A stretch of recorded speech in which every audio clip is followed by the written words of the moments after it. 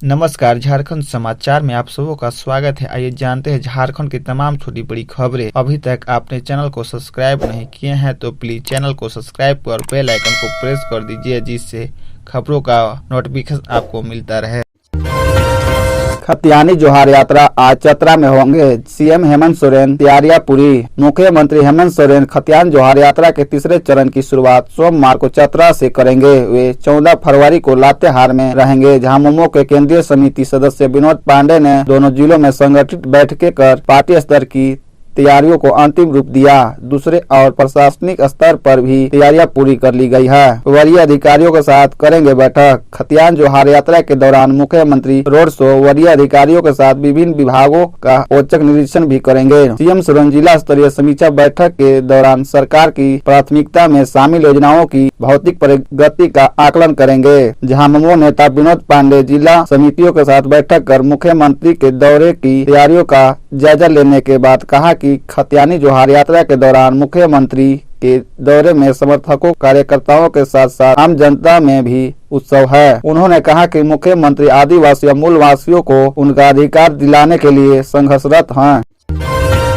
झारखंड कांग्रेस में घमासान। इन 3 पूर्व प्रवक्ताओं को 6 साल के लिए किया निलंबित। कांग्रेस के प्रदेश महासचिव आलोक दुबे, डॉक्टर राजेश गुप्ता, छोटू कांग्रेस नेता लालकिशोर नाथ सहदेव और साधु शरण गोप को पार्टी ने 6 साल के लिए निलंबित कर दिया है। कांग्रेस अनुशासन समिति की अनुशंसा पर रविवार को उन्हें तत्काल प्रभाव से निलंबित कर दिया गया। सार्वजनिक बयानबाजी सनराज था शीर्ष नेतृत्व। कांग्रेस अनुशासन समिति के अध्यक्ष ब्रजेश प्रसाद सिंह के अनुसार 21 दिसंबर को कारण बताओ नोटिस देने के बाद भी इन तीनों ने 24 दिसंबर को बोकारो में बैठकर संवाददाता सम्मेलन के माध्यम से प्रदेश अध्यक्ष और पार्टी नेतृत्व पर गलत बयानबाजी की थी। इस पर अनुशासन समिति ने इन्हें पद मुक्त करते हुए 6 वर्षों के लिए निष्कासित या निलंबित करने की अनुशंसा प्रदेश प्रभारी अविनाश पांडे से की थी।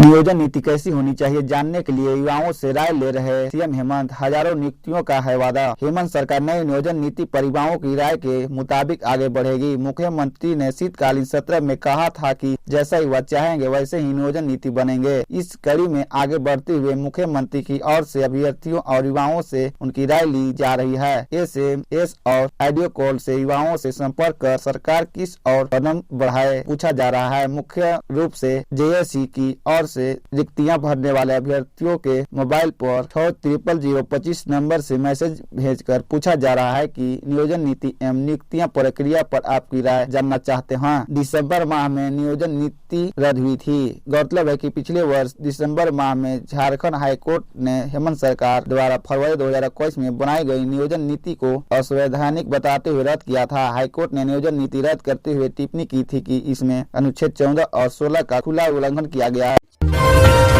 देवघर के मुठभेड़ में भागलपुर के जवान की हत्या, गोलियों से किया छलनी, तलवार से भी हमला, पसरा मातम। झारखंड के देवघर नगर थाना क्षेत्र के श्यामगंज रोड में शनिवार देर रात अपराधियों ने मुठभेड़ के दौरान 2 पुलिस जवानों को मार डाला। मछली व्यवसायी सुधारक सुमन झा की सुरक्षा में ये दोनों जवान लगाए गए थे। इनमें एक साहिबगंज के तो दूसरे जवान भागलपुर बिहार के पीरपेती के रहने वाले थे। देवघर की इस घटना से पीरपेती के लकड़ा कोल में मातम पसरा है। भागलपुर निवासी संतोष यादव की हत्या। देवघर में अपराधियों ने जिन 2 पुलिसकर्मियों को मार डाला उनमें एक भागलपुर के पीरपेती के लकड़ा कोल निवासी संतोष यादव 34 वर्षीय पिता रघुवंश यादव भी शामिल है। SP के निर्देश पर इन्हें मछली व्यवसाय की सुरक्षा में तैनात किया गया था। हैरान करने वाली बात यह है कि नगर थाना से महज 500 मीटर की दूरी पर ही अपराधियों ने इस घटना को अंजाम दिया।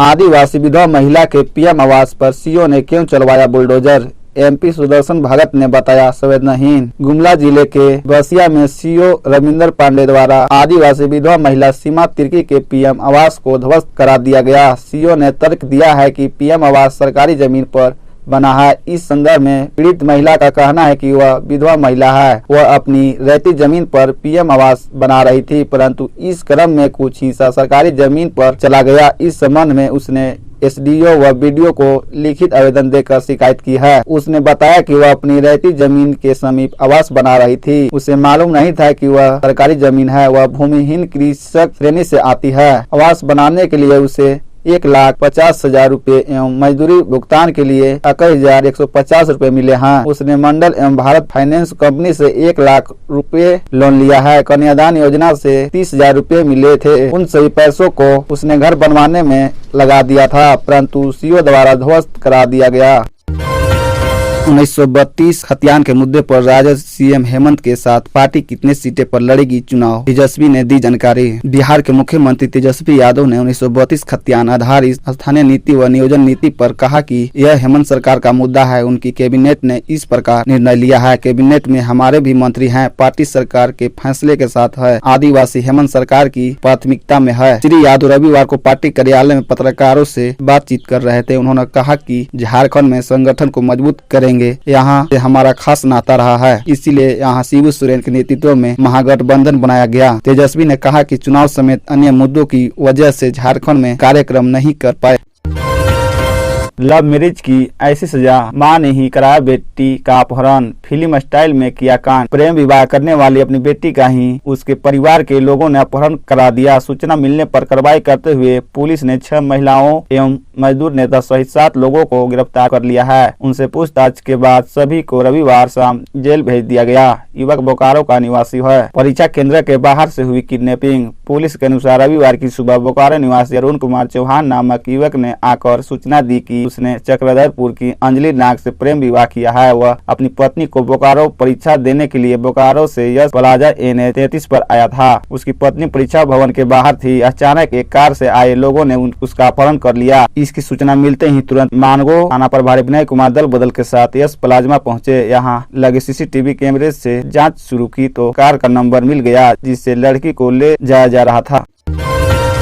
झारखंड के 11वें राज्यपाल होंगे PC राधाकृष्णन। द्रौपदी मुर्मू का कार्यकाल रहा सबसे लंबा, 1.5 साल रहे रमेश बैस। देश के 13 राज्य के राज्यपालों के फिर बदल में झारखंड के 10वें राज्यपाल रमेश बैस को भी बदल दिया गया है। झारखंड में अभी उनका लगभग 1.5 साल का कार्यकाल पूरा हो पाया था। 7 जुलाई 2021 को रमेश बैस ने झारखंड के राज्यपाल की जिम्मेदारी संभाली थी। अब उन्हें महाराष्ट्र जैसे बड़े राज्य का राज्यपाल बनाकर भेज रहा है। गौरतलब है कि रमेश बैस का बतौर राज्यपाल झारखंड में 1.5 साल का कार्यकाल काफी चर्चा में रहा। इस दौरान चुनाव आयोग की चिट्ठी से लेकर स्थानीयता विधायक लौटाने तक राज्यपाल मुख्यमंत्री में टकराव हुआ। PC राधाकृष्णन होंगे 11वें राज्यपाल। झारखंड में PC राधाकृष्णन 11वें राज्यपाल होंगे। झारखंड में अब तक के राज्यपालों में द्रौपदी मुर्मू सबसे लंबी अवधि तक राज्यपाल के पद पर रही। उन्होंने 18 मई 2015 को झारखंड के राज्यपाल की जिम्मेदारी संभाली थी और 13 जुलाई 2021 तक रही। उनके पहले शेख शिवत रजी 4 साल 6 महीना 13 दिन और डॉक्टर सैयद अहमद 3 साल 8 महीने तक राज्यपाल रहे। सबसे कम अवधि 5 महीने 10 दिन तक विनोद चंद्र पांडे रहे।